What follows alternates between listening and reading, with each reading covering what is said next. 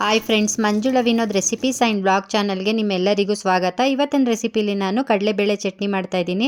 ಇದು ಪಡ್ಡು, ಇಡ್ಲಿ ಮತ್ತು ಚಿತ್ರಾನ್ನ ಎಲ್ಲದಕ್ಕೂ ಅಷ್ಟೇ ಒಳ್ಳೆ ಕಾಂಬಿನೇಷನ್ ಅಂತಲೇ ಹೇಳ್ಬೋದು. ಬನ್ನಿ ಮಾಡೋ ವಿಧಾನ ನೋಡ್ಕೊಂಡು ಬರೋಣ.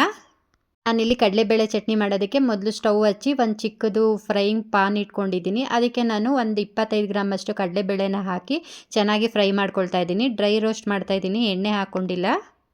ಕಡಲೆಬೇಳೆನ ನಾವು ಸಣ್ಣ ಉರಿಲಿ ಚೆನ್ನಾಗಿ ಫ್ರೈ ಮಾಡಬೇಕು. ಕ್ರಿಸ್ಪಿಯಾಗಿ ಇರಬೇಕು ಕಡಲೆಬೇಳೆ ಹುರಿದ್ರೆ, ಹಾಗೆ ಅದು ಸ್ವಲ್ಪ ಬ್ರೌನ್ ಕಲರ್ ಬರಬೇಕು.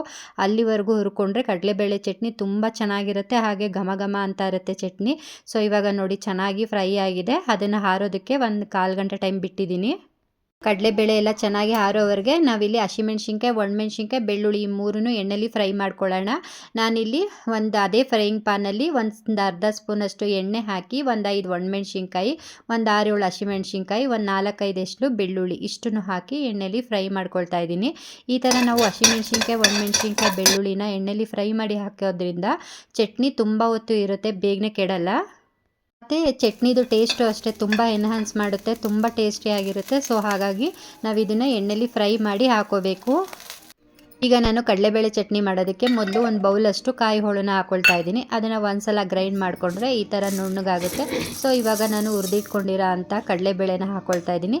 ಹಾಗೆ ಹುರಿದಿಟ್ಕೊಂಡಿರೋ ಅಂಥ ಹಸಿಮೆಣ್ಸಿನ್ಕಾಯಿ, ಒಣಮೆಣ್ಸಿನ್ಕಾಯಿ, ಬೆಳ್ಳುಳ್ಳಿ, ಸ್ವಲ್ಪ ಹುಣಸೆ ಹಣ್ಣು ಹುಳಿಗೆ, ಹಾಗೆ ರುಚಿಗೆ ತಕ್ಕಷ್ಟು ಕಲ್ಲುಪ್ಪು. ಫಸ್ಟು ಒಂದು ಸಲ ನಾವು ಇದನ್ನು ಡ್ರೈ ಆಗಿ ಗ್ರೈಂಡ್ ಮಾಡ್ಕೊಳ್ಳೋಣ. ಆಮೇಲೆ ನಾವು ನೀರನ್ನು ಸೇರಿಸ್ಕೊಂಡು ಇದನ್ನು ಚೆನ್ನಾಗಿ ಗ್ರೈಂಡ್ ಮಾಡಿಕೊಂಡು ಕೊನೆಗೆ ಕೊತ್ತಂಬರಿ ಸೊಪ್ಪನ್ನು ಹಾಕಿ ಒಂದು ಸಲ ಗ್ರೈಂಡ್ ಮಾಡಿಕೊಂಡ್ರೆ ಕಡಲೆಬೇಳೆ ಚಟ್ನಿ ರೆಡಿ ಆಗುತ್ತೆ. ನೀವು ಈ ಕಡಲೆಬೇಳೆ ಚಟ್ನಿನ ಇನ್ನೂ ಗಟ್ಟಿಗೆ ಬೇಕಾದ್ರೂ ಮಾಡ್ಕೋಬೋದು, ಅಥವಾ ಇನ್ನೂ ನೀರನ್ನು ಸೇರಿಸ್ಕೊಂಡು ತೆಳುಗೆ ಬೇಕಾದ್ರೂ ಮಾಡ್ಕೋಬೋದು. ಇವಾಗ ಈ ಕಡಲೆಬೇಳೆ ಚಟ್ನಿಗೆ ಒಂದು ಒಗ್ಗರಣೆ ಹಾಕ್ಕೊಳ್ಳೋಣ. ಅದಕ್ಕೆ ನಾನು ಸ್ಟವ್ ಹಚ್ಚಿ ಒಂದು ಚಿಕ್ಕದು ಒಗ್ಗರಣೆ ಪ್ಯಾನ್ ಇಟ್ಟು ಅದಕ್ಕೆ 1-2 ಸ್ಪೂನಷ್ಟು ಕಡಲೆಕಾಯಿ ಎಣ್ಣೆ, ಹಾಗೆ ಒಗ್ಗರಣೆಗೆ ಸಾಸಿವೆ ಎಲ್ಲ ಚಿಟಪಟ ಆದಮೇಲೆ ಒಣಮೆಣ್ಸಿನ್ಕಾಯಿ, ಕರಿಬೇವಿನ ಸೊಪ್ಪು ಇಷ್ಟನ್ನು ಹಾಕಿ ಚೆನ್ನಾಗಿ ಫ್ರೈ ಮಾಡಿ ನಾನು ಸ್ಟವ್ ಆಫ್ ಮಾಡಿ ಕಡಲೆಬೇಳೆ ಚಟ್ನಿ ಜೊತೆ ಸೇರಿಸಿದ್ರಿ ಕಡಲೆಬೇಳೆ ಚಟ್ನಿ ರೆಡಿ ಆಗುತ್ತೆ. ಇದು ಪಡ್ಡು, ಆವಾಗಲೇ ಹೇಳಿದಾಗೆ ಪಡ್ಡು ಮತ್ತು ಇಡ್ಲಿ, ಚಿತ್ರಾನ್ನ ಎಲ್ಲದಕ್ಕೂ ಬೆಸ್ಟ್ ಕಾಂಬಿನೇಷನ್ ಅಂತಲೇ ಹೇಳ್ಬೋದು. ರೊಟ್ಟಿಗೂ ಸಹ, ಹಾಗೆ ಅಕ್ಕಿ ರೊಟ್ಟಿ ಎಲ್ಲದಕ್ಕೂ ಅಷ್ಟೇನೆ. ನೀವು ಒಂದು ಸಲ ಟ್ರೈ ಮಾಡಿ, ಹಾಗೆ ಹೇಗೆ ಬಂತು ಅಂತ ಕಮೆಂಟ್ ಮಾಡಿ ತಿಳಿಸೋದನ್ನು ಮರಿಬೇಡಿ. ಈ ಕಡಲೆಬೇಳೆ ಚಟ್ನಿಗೆ ಬರೀ ಚಟ್ನಿಗಿಂತ ಇದಕ್ಕೆ ಒಗ್ಗರಣೆ ಹಾಕಿದ್ರೆ ಒಂದು ಒಳ್ಳೆ ಟೇಸ್ಟ್ ಕೊಡುತ್ತೆ. ಇದನ್ನು ನಾನು ಪಡ್ಡು ಜೊತೆ ಸರ್ವ್ ಮಾಡಿದೆ. ನೋಡಿ ಫೈನಲಿ ಕಡಲೆಬೇಳೆ ಚಟ್ನಿ ರೆಡಿಯಾಗಿದೆ. ಇವಾಗ ಪಡ್ಡು ಮಾಡ್ತಾಯಿದ್ದೀನಿ. ಸಿಂಪಲಾಗಿ ಹೇಳ್ತೀನಿ ಪಡ್ಡುನ ಹೇಗೆ ಮಾಡೋದು ಅಂತ ಹೇಳಿ. ಆಲ್ಮೋಸ್ಟ್ ಎಲ್ಲರಿಗೂ ಗೊತ್ತಿರುತ್ತೆ ಪಡ್ಡು ಹೇಗೆ ಮಾಡೋದು ಅಂತ ಹೇಳಿ. ನಾನು ಹೇಗೆ ಮಾಡ್ತಾಯಿದ್ದೀನಿ ಅಂತ ಸಿಂಪಲಾಗಿ ಹೇಳ್ತೀನಿ.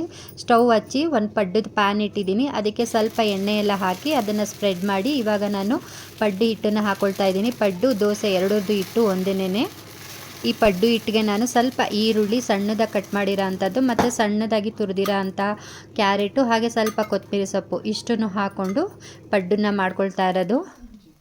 ಪಡ್ಡನ್ನ ತುಂಬ ವೆರೈಟಿಲಿ ಮಾಡ್ತಾರೆ. ನಾನು ಸಿಂಪಲಾಗಿ ಇಷ್ಟನ್ನು ಹಾಕಿ ಪಡ್ಡನ್ನ ಮಾಡ್ಕೊಳ್ತಾ ಇದ್ದೀನಿ. ನೋಡಿ ಇವಾಗ ಎಷ್ಟು ಚೆನ್ನಾಗಿ ಪಡ್ಡು ಆಗಿದೆ ಅಂತ ಹೇಳಿ ಅದನ್ನೆಲ್ಲ ತಿರುವಾಗ್ತಾ ಇದ್ದೀನಿ. ತುಂಬ ಚೆನ್ನಾಗಿ ಬಂದಿತ್ತು ಪಡ್ಡು. ಮತ್ತು ಎಲ್ಲ ಅಷ್ಟೇನೆ ಪಡ್ಡನ್ನ ಸಣ್ಣ ಉರಿಲಿ ಬೇಯಿಸ್ಕೊಳ್ಳೋದ್ರಿಂದ ಚೆನ್ನಾಗಿ ಬರುತ್ತೆ.